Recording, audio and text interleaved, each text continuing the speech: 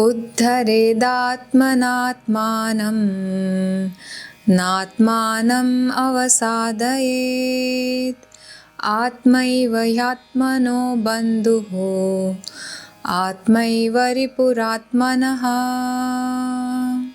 In the first line, Lord Krishna tells Arjuna that every man is responsible to keep himself uplifted by his own self-effort. Uddhared atmanatmanam natmanam avasadayet. And man must not degrade himself by listening to lower thoughts. And beautifully, the second line says, Atmaiva yatmano bandhuhu Atmaiva ripuratmanaha. Atmaiva meaning of the self, or it could also in this context be taken as the mind. He gives a powerful reason that because the mind is both the friend and enemy of the self. And I love how he points to its man's own responsibility. He makes sure to point that out, which means that we can read scriptures, we can pay attention to our coaches, mentors, our gurus is certainly helpful, and it can point the way. They can only take us to the water source, but they cannot make us drink water.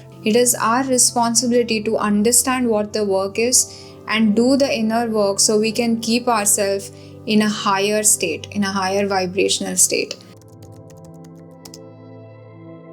It means that we have a moral responsibility to keep ourselves elevated by only listening to good thoughts, by only paying attention to good thoughts. And we must not degrade ourselves by constantly getting caught up in lower frequencies or lower vibrational energies, all the negative thoughts we get, because they have a great pull. It's like that Native American story about which wolf you feed. The thoughts you keep paying attention to are the wolves you feed, and depending on which wolf you feed, only that will grow. So the accountability is on you to keep yourself feeling enthusiastic in life.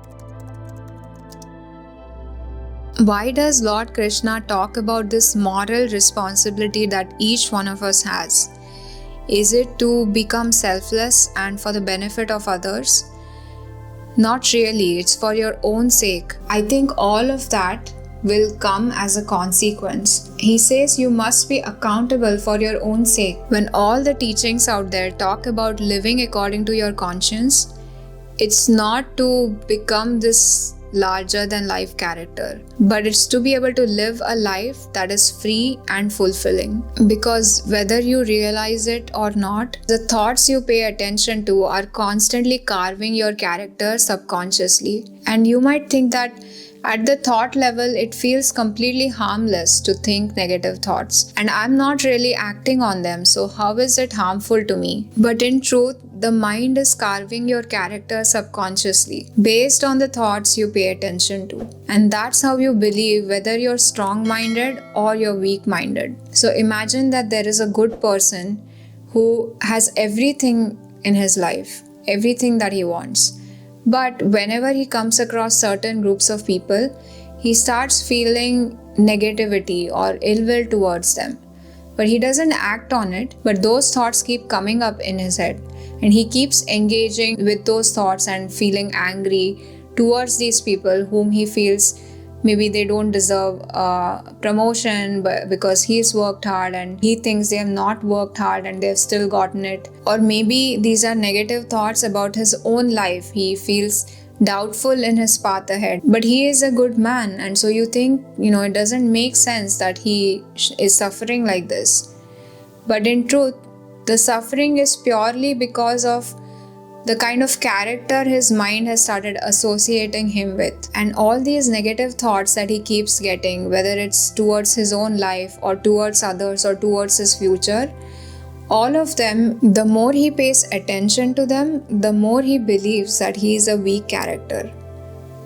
And so when Lord Krishna says that it becomes your moral responsibility to uplift yourself and not degrade yourself and to live according to your own conscience, this is what he means, that if you don't, then the mind can easily turn into an enemy. It can easily keep generating negative thoughts that keep pulling you down the pit. You tend to paint a bad image of yourself and you think this is how I am, so I must continue this tendency.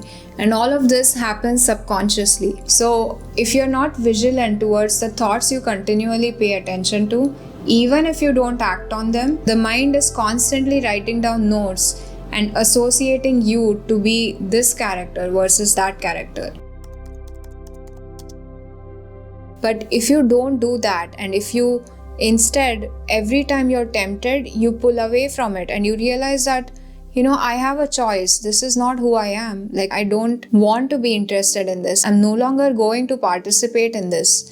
And you pull your attention away from those thoughts and you decide to uplift yourself consciously. You decide to elevate yourself intentionally by maybe meditating more or intentionally looking at the blessings around you, doing gratitude practice and thinking of all the things in your life that you're grateful for. And you find yourself feeling good about your life. And then slowly, when you start doing that more and more, you find that, oh wait, now I'm not as tempted to look at those thoughts. Those thoughts may still come up, but I'm no longer interested in them.